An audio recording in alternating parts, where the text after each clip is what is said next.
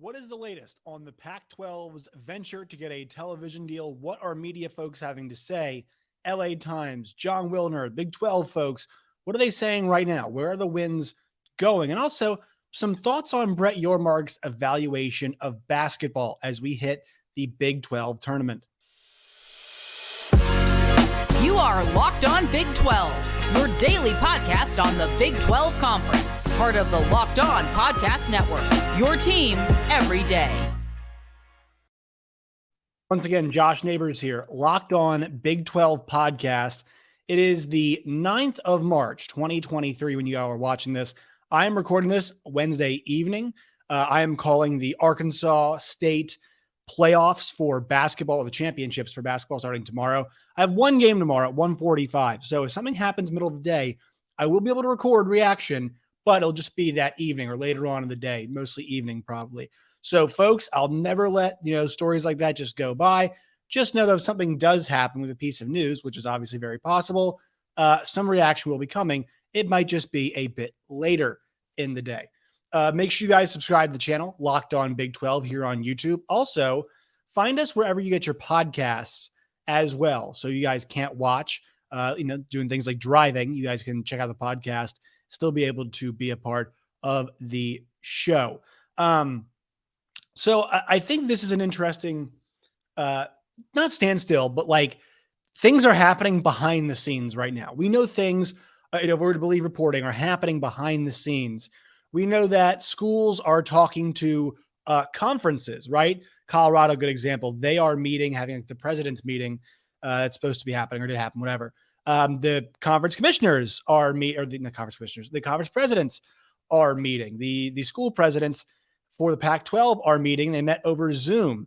We know that Arizona potentially, if you're to believe the reporting, is meeting up with the Big 12 this week. So everybody's kind of talking behind closed doors, but everybody's keeping a tight lip on everything so far. And so I think it's a good time to kind of see what folks are saying. And I think we had a really interesting piece that came out from the Los Angeles Times. They basically, the title of the article was, "Is the Pac-12 really this bad?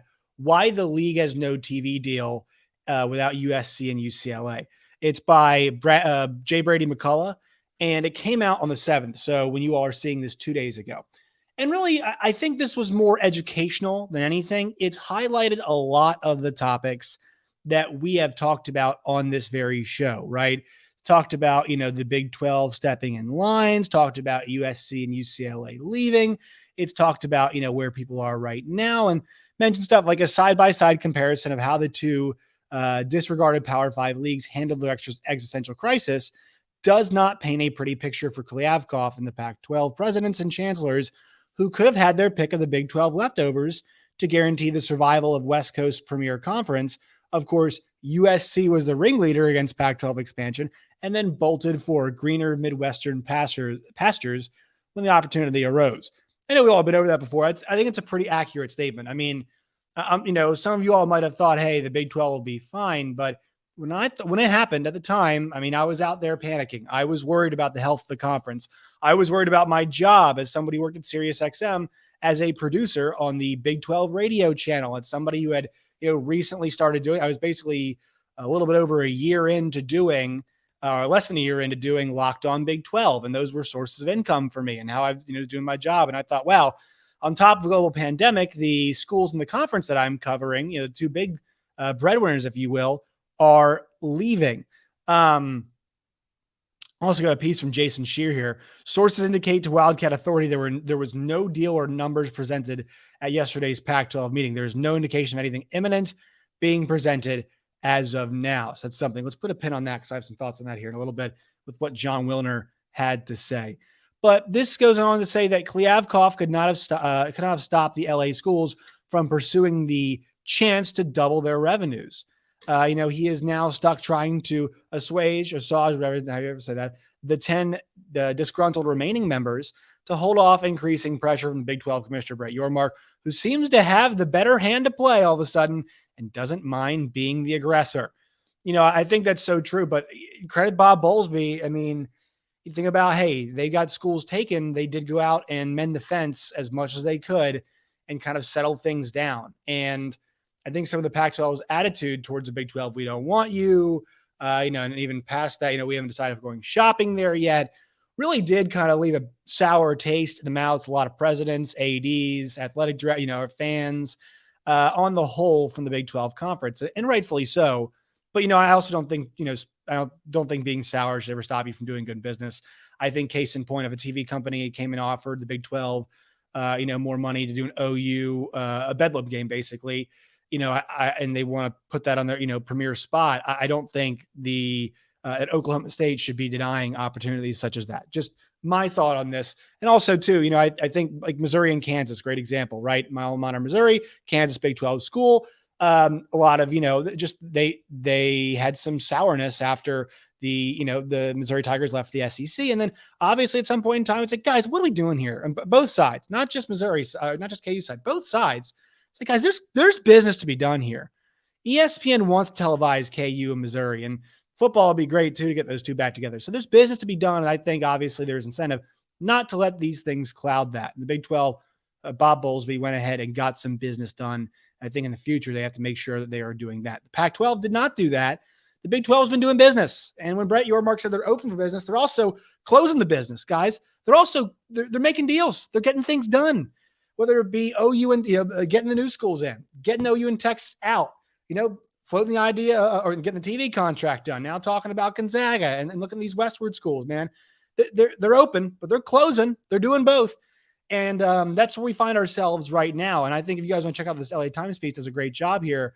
But I think it just kind of highlights like this reality, is maybe the Pac-12, if they wanted to exist, should have kind of relaxed their standards on what they do. I mean, the Big 12 is now basically in the spot the Pac-12 could have been in if they did not thumb their nose at these institutions. And look, academics are important. Like, we're still doing college sports. But I'm a big believer in your college experience is what you make it. I think for most folks in this world, there are a lot of people that can go to a lot of different schools and get a really great education and figure their way through. I know my situation's not the same, but Missouri is not some academic powerhouse. The reason why I'm referenced here, guys, it's a large state university. What do we have in this conference? Kansas State, Iowa State, Kansas, Oklahoma State. West Virginia, we're talking about state, big state universities here, Central Florida that we're adding, to the league. I know that there's some exceptions along the way, TCU, Baylor, BYU, right? But we got some large state, state schools here, but you can still get a great education there.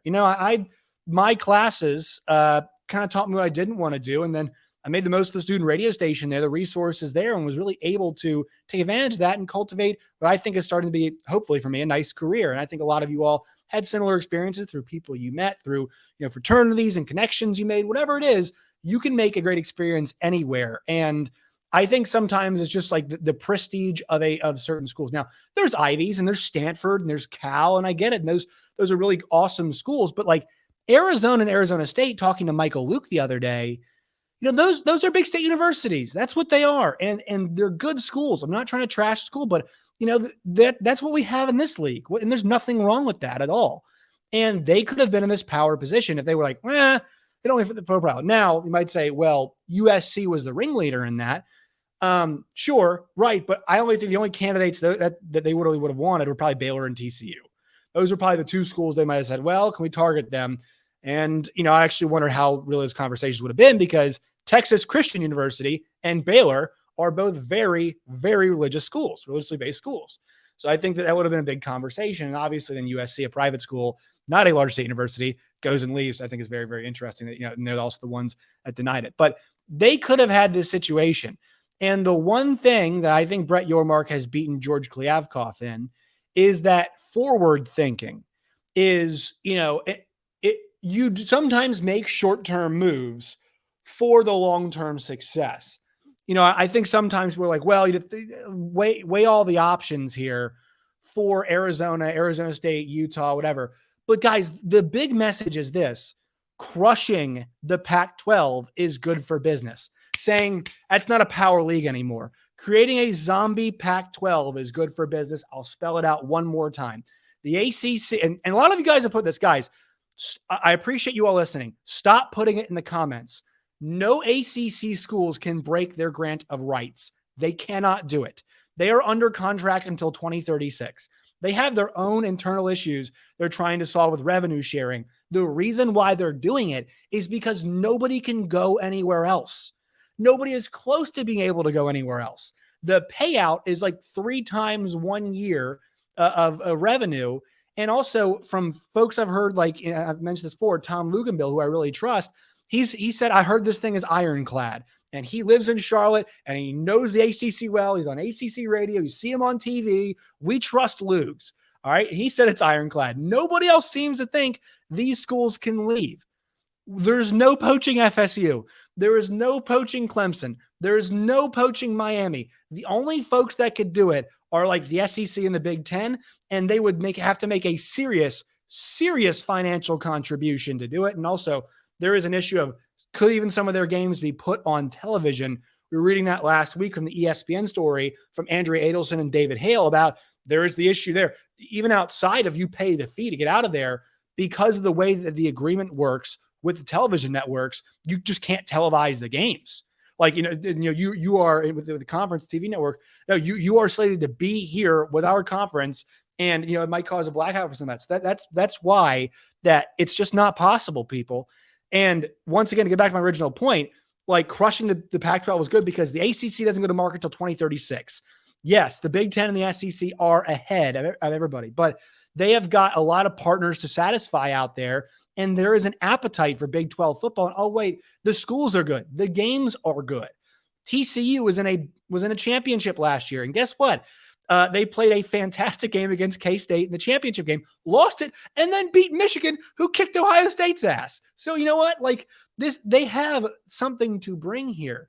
And these television networks want the games on there. They help fill out schedules. And guys, I know streaming is going to be big, but look at all of the players now involved. ESPN and Disney are obviously involved. Fox is obviously involved. But CBS is now in on the act. NBC is in on the act. We're talking about the major networks. I know Disney, ABC, the same thing. We're talking about ESPN, ABC, Fox, CBS, all are involved. Amazon's getting involved. Like, these people want the content, and the Big 12 is offering it up. And so no Pac-12 and no ACC until 2036. What does that mean? You are the third dog at the bowl. Hey, there might be a couple Great Danes, but you still look like a golden lab. You can still handle yourself a little bit. I'm not going to break the door down. We're still quick enough to get in there and get a few sips of water and around the big fellas. Still get that money, right? There is still ability for that. And that's what they're playing for right here.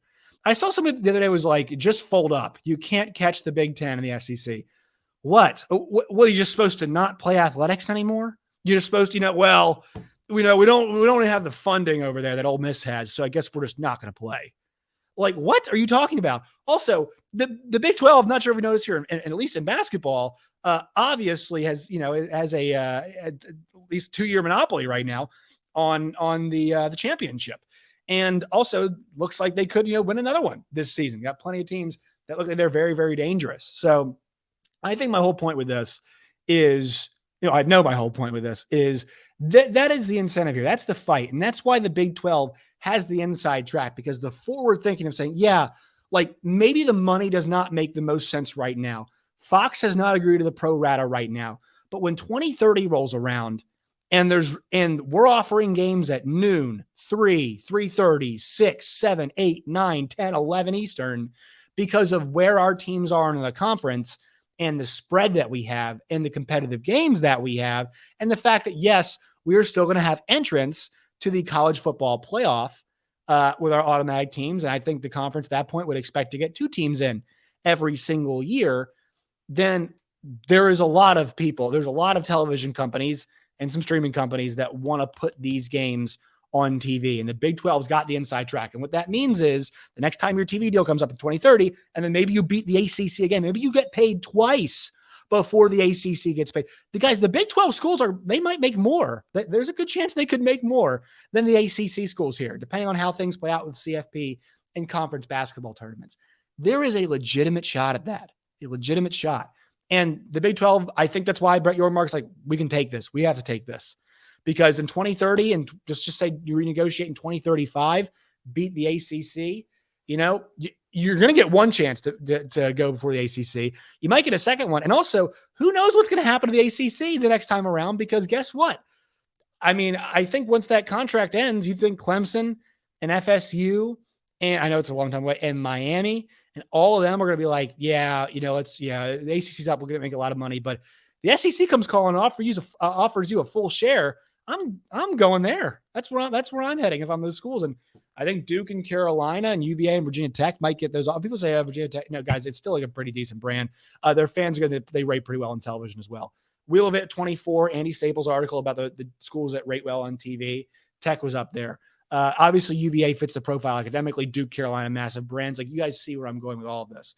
So that is why I think, you have a chance to become like the third conference that gets paid, the third most paid conference, and also a chance maybe to come number 3 when things go sideways, if things go sideways for the ACC. That's what you're playing for. And that's why Brett Yormark has really done a great job outsmarting George Kliavkoff in some ways. And look, I know the Pac-12 wants to stay together, and I understand that. And they should want that. That's good for the sport, in my opinion. But what's good for the Big 12 and good for business there is, and what's good for the sport is now out the window, right? I mean, it's good for the sport of USC and UCLA State. It's good for the sport of Oklahoma and Texas played. But what's good for the sport and what's good for these schools is now irrelevant. It's all about getting paid, right? So if we're past that point, I think I'm rooting for the Big 12, obviously, to get the job done when it comes to that. John Wilner, quick for him. He said the best option for the Pac-12 is silence this week. I agree, maybe for different reasons, though. I think our parents always used to tell us, if you have nothing nice to say, don't say anything at all.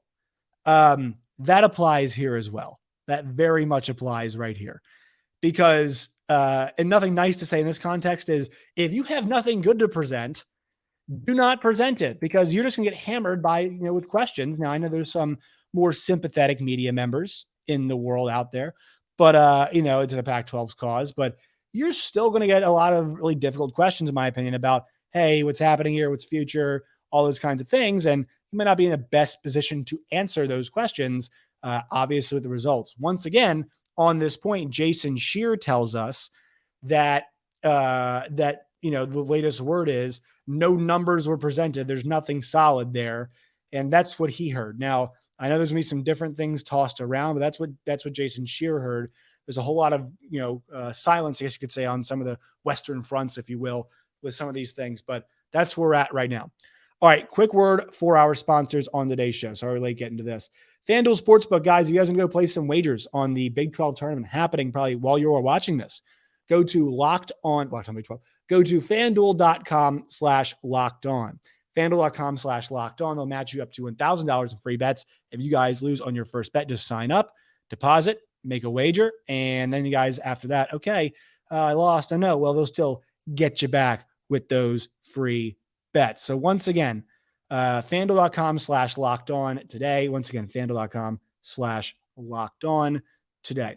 All right. One more thing here. I want to get because we're having the Locked On or the Big 12 basketball tournament right now. So let's talk about Brett Yormark's value on basketball and the future of basketball. And we're gonna put a huge pin in this. I just want to let you guys know this conversation is coming in the off season. I think Brett Yormark sees the marquee Big 12 basketball package as a very good standalone opportunity. And here's what I mean. If you sold the A choice for Big 12 basketball games by itself, let's just say 10 games. All right. If you said, here's our A package, we're selling this 10-game package. And let's factor this in. Let's just say you get Arizona. All right. And also let's just say you can get Gonzaga, because that could be a part of this too. Let's just say they were able to pull it off for hoops. If you had a situation where you had Gonzaga, Arizona, Kansas, Baylor, all right, and then let's see the next direction you want to go. Let's go with Texas. Oh, Houston. Sorry, Houston's that's what I wanted to go with. Houston, those 5. All right. So those 5, you can create an A package. You could create a massive A package. And I want your all's thoughts on this too, about what we're saying here. I'd love some feedback on this, and that's why we're gonna hit this again later. Let me know about where you are. You don't have to say what your age is, but let me know what your all's thoughts are about basketball as this sport of the future. Not saying it'll pass football, but the reason why folks think basketball will gain momentum is basketball is massively popular amongst young kids. Now, there are stars like Steph Curry, John Morant, LeBron James, star-driven league. That's why it appeals. But also, like the Big 12 basketball, they've got great fan bases, obviously. And they are getting star players as well. And so I think if they put the A package together, because just think about it like this, if the Big 12 has a package of Arizona, Gonzaga, Baylor, Kansas, and Houston, and those programs can maintain anything where they are right now, there's a good chance they all can, you are selling the best basketball package in the country. Nobody else is selling you that. Nobody else. Duke and Carolina, yes, they are great together. But the ACC has not been good enough. It has not been good enough. NC State's not been good enough. Virginia's been pretty good, right? But like Miami, think about the ACC this year. I mean, Pitt had a chance to win it in the last day of the season. Clemson was number 1 for a good portion of the season. Like notable brands at the basketball, these are football first schools. I think Brett Yormark sees the value in the Big 12 basketball and an Big 12 basketball package. And that's where the streaming could come in down the line. What if an Amazon had the once a week? Who wants to buy Big Monday? Does somebody want, or does ESPN want to buy Big Monday? Or does ESPN want to lose Big Monday? Right? I mean, they could slap some other games on there, but the Big 12 was throwing them bangers week after week after week after week. If you want the Sonic blockbuster, basically have it every single week, they're going to give that to you. They're going to give you Gonzaga versus Arizona, Gonzaga versus Kansas, Kansas versus Houston, Kansas, Baylor, Arizona, Arizona, Kansas, Arizona, all the, like, just round robin them all together.